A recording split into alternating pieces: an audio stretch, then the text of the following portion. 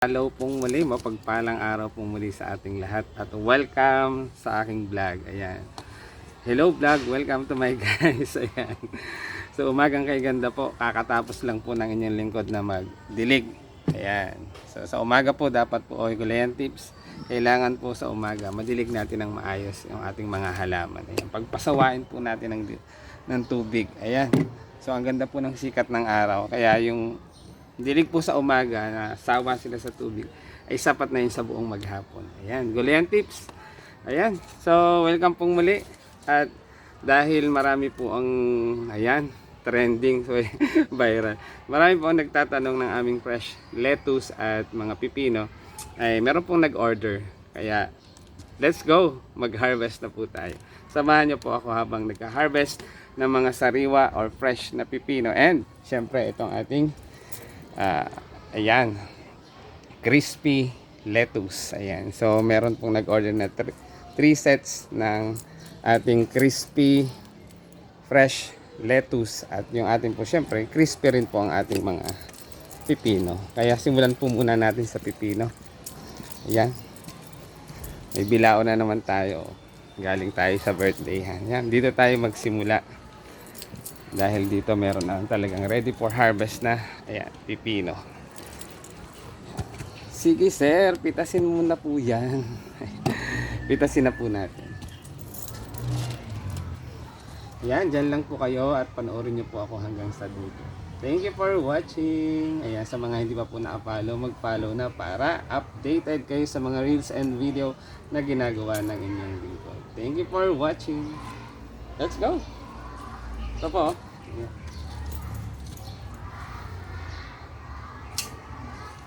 Fresh na pipino. Yan o. Tingnan nyo po. Mainit-init pa bagong pitas. Ayan. Ito po hindi pa itong isa. Mga ilang days pa po yan. Ayan. Let's go sa go. Ayan, dyan lang po kayo. Panoorin niyo po ako hanggang sa dulo. One down. Baba.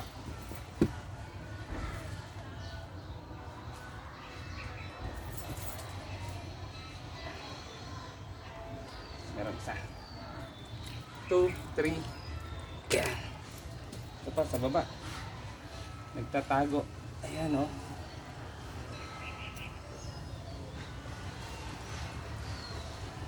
Ito pa. Ang daming blessings. Fresh na fresh. Oh, di ba? Samahan niyo lang po ako diyan. Diyan lang po kayo. Panoorin niyo ako hanggang sa. Dito na po tayo sa loob. Yeah. Oops. Ayan. Na mahuhulog. Dahil wala pa tayong taga videographer. Sariling sikap lang po muna tayo. Ayan, mapagpalang araw, nandito po ako sa ilalim ng mga halaman tulad ng native ampalaya at pipino. Dito po yan sa loob ng aming greenhouse. So ito, hindi lang po nakikita. Ayan, iangat-angat po natin. Ayan o. Oops, ito sa may taas na to. Oh, pipino. Wala pa tayo naman. Pwede lang ito. Ito. Ayan. Ang daming blessings po talaga. Sana pa tayo.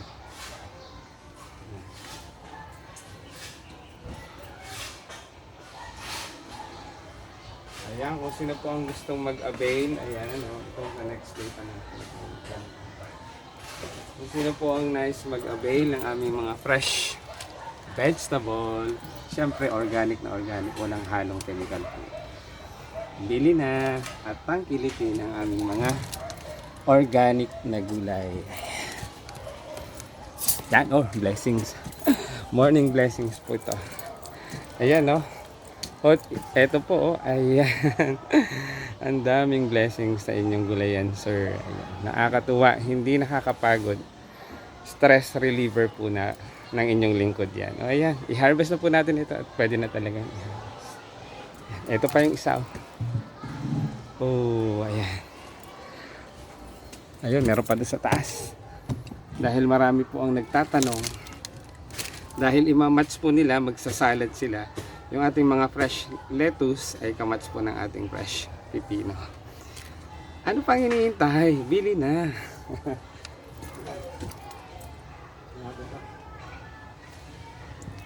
Sa labas din po, marami pa rin po akong tanim o kaming tanim na mga pipino. Hindi lang po ako nagtatanim. Sorry. Meron din po ako mga, ayan, ito kunin natin ito dahil pagka ito po ay sumobra na ay malalaki na ang buto. Ayan. Mas maganda po yung medyo mura. Oops. Ay, katin natin yung medyo mataas. Kahit yung mahulog.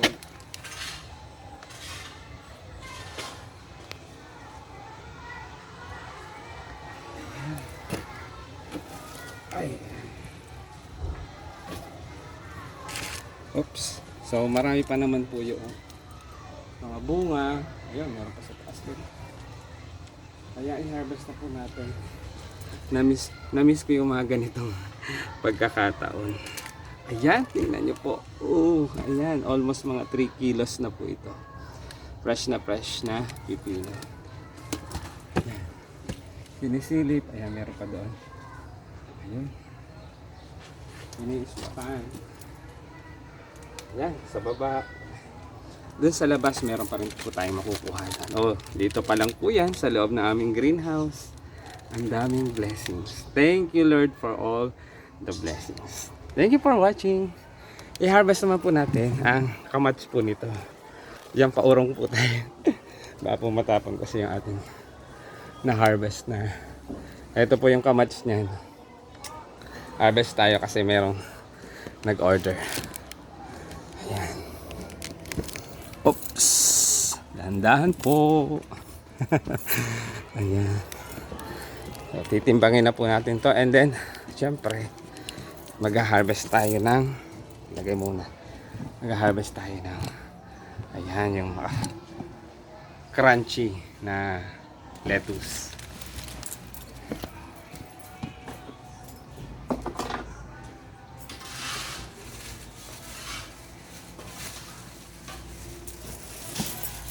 Dahil meron pong tatlong set na nag-order. So, ibig sabihin po, ito po ay sa murang halaga. 3 cups for 100. Ayan. So, wait lang po. Kukuha lang po ako. Papalitan ko po yung cups niya para magamit ko pa rin po. Yan lang po kayo at huwag kayong aalis. Magbabalik ang inyong lingkod.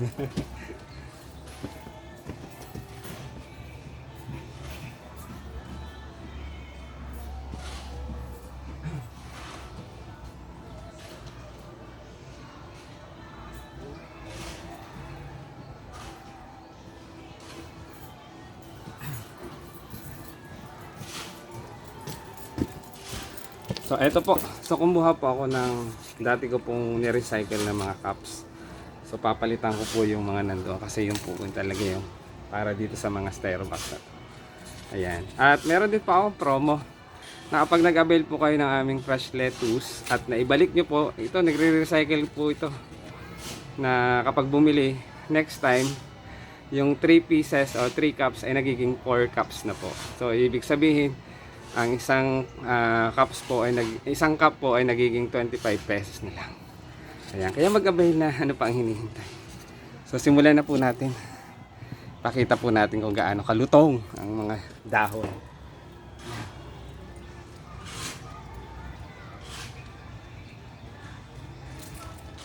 Oops, dahan-dahan lang po.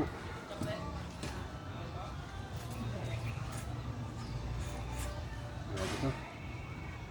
Yan.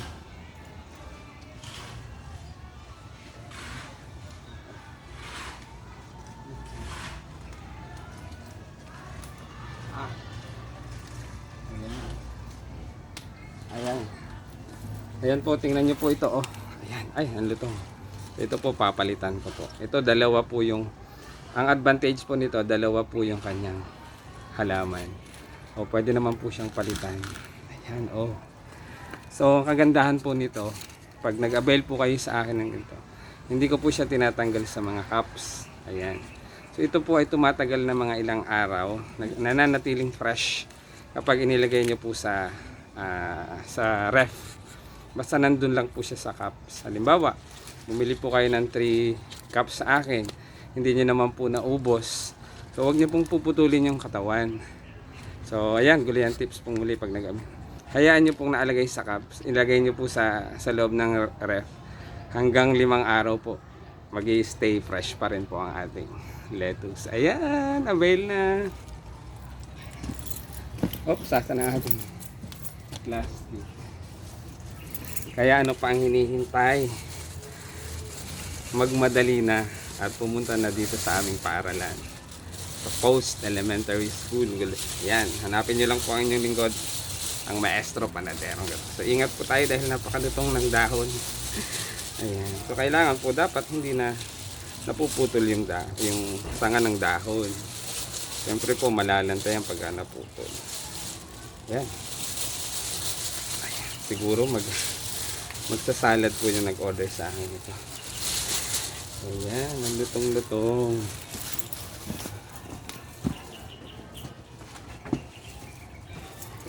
Ilagay muna natin dito sa ating crate. Ayan. So ito po talaga yung cups, styro cups na para dun sa aming styro boxes. Kaya pinapalitan ko.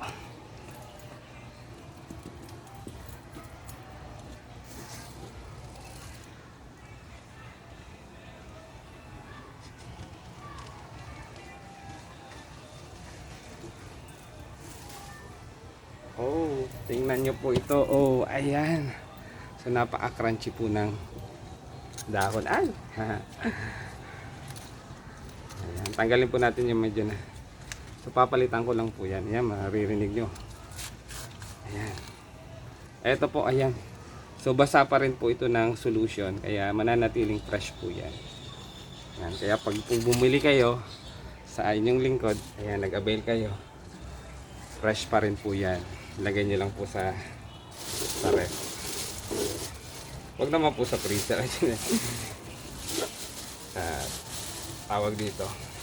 Sa lutong. Oops. Sa lutong ay nagkakaputo na dahon. Ay.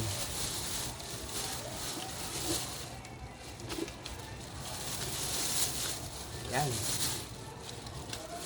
Napakalutong po ng dahon. Ayan. Ayo. Kaya po, ayan, oh, tingnan nyo po. Napakalutong. Kaya iniingatan ko po. Naputol. Ayan, naputol na nga po. Tingnan nyo po ito gaano kalapad. Naputol na, lagay po natin. Sayang. Ayan. Isa pa. Kasi 3 cups for 100.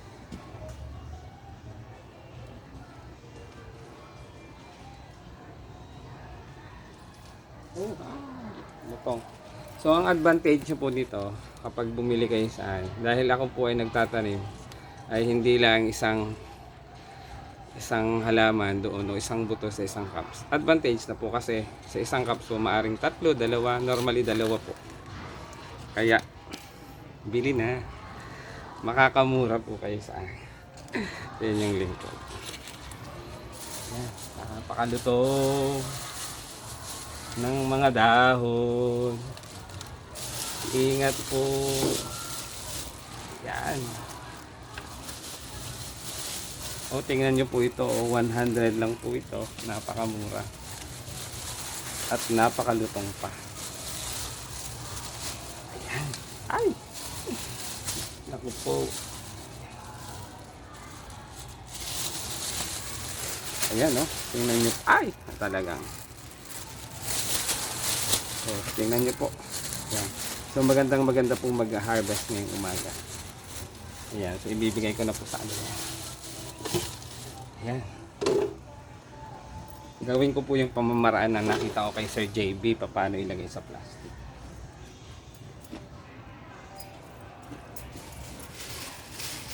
Kasi pinapalitan ko po yung kwan eh. Yung cups.